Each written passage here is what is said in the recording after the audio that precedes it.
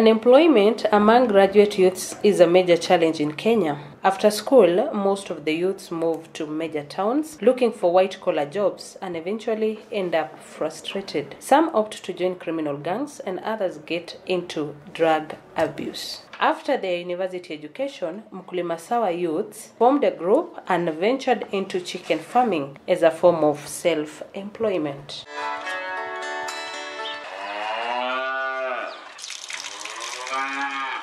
I am Joshua Orano Mobisa. I'm the CEO of Mkulimasawa Youth Group. This youth group is in Manga Ward, Manga Sub-County in Nyamira County. The group was formed in 2019. The members are 15. All of our members are graduates who have pursued different courses in colleges and also in university, and we decided to venture into agriculture when we came out of campus. In 2019 we started small, contributed from members, then we started chick rearing. Was our first venture that we started, and since then we have been growing till now. So currently we have increased our capacity in terms of our chick brooding. Normally what we do, we order chicks from accredited suppliers in Kenya, and we brood them to the ages, different ages according to the customer specification, at different ages which the customer is ready to take. It may be 1 week, 1 day, 1 month, depending on what the customer needs. Those are, we get the Ken Bros, we also get the rainbow roosters and the coilers, and also Saso, a new breed that has been launched in Kenya. So we do them according to what the customer needs and to a certain age.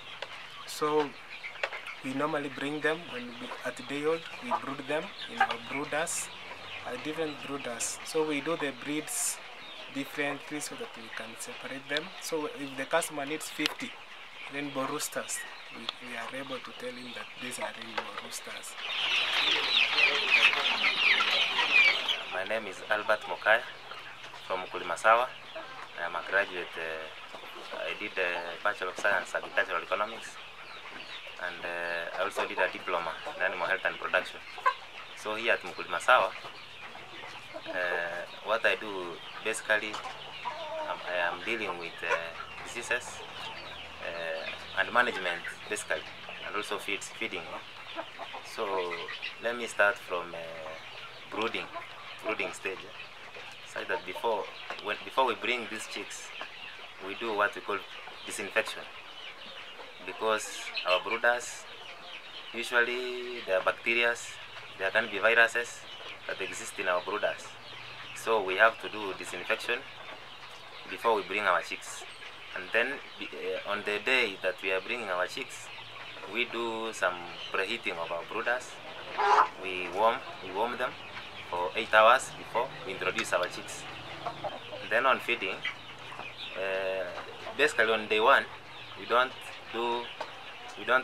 introduce chicken mash to them. We just feed them on multivitamin, then and also liquid paraffin, so they adapt to the digestive system. Then after 2 days, we start introducing chicken mash slowly.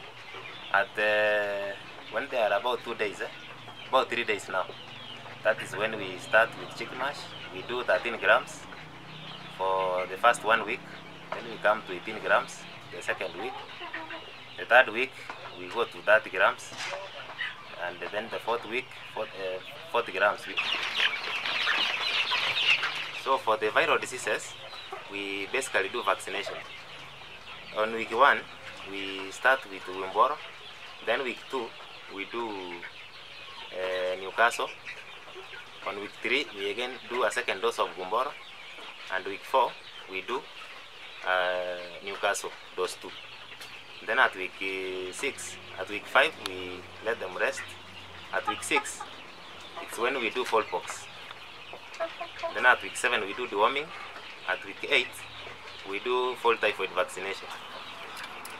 So for the bacterial diseases, we try to maintain cleanliness, what we call biosecurity. For any visitor who is coming in, he has to disinfect himself or herself before he enters into the chicken section. When we observe and see those bacteria, the clear signs of those bacterial diseases, it's when we administer those antibiotics according to the kind of infection that we notice. We also have some challenges.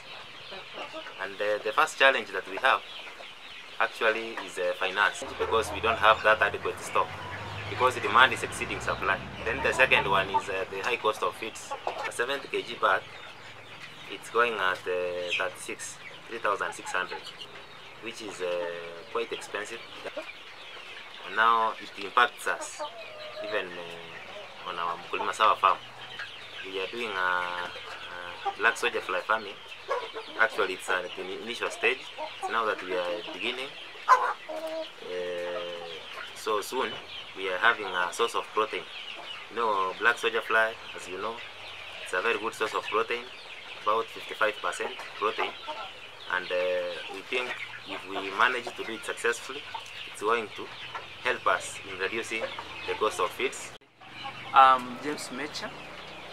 I'm a graduate from JKUAT. I did a degree in purchasing and supplies management.